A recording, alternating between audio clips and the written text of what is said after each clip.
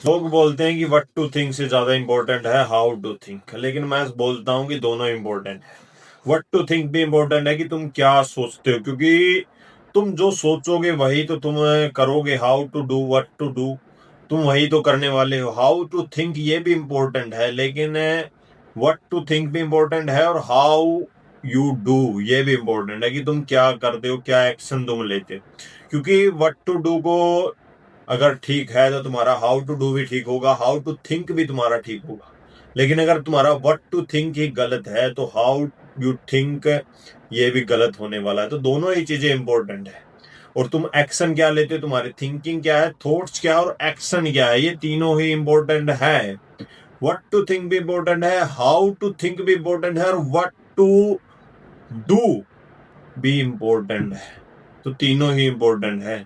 और what to think ज्यादा important है कि तो जो तुम्हारे विचार आएगा वही तुम्हें उसकी कैसे सोचोगे वही होगा, और उसका क्या तुम एक्शन लेते हो वो भी इंपॉर्टेंट है। तो व्हाट टू थिंक ज्यादा इंपॉर्टेंट है हाउ टू थिंक से। समझदार बन।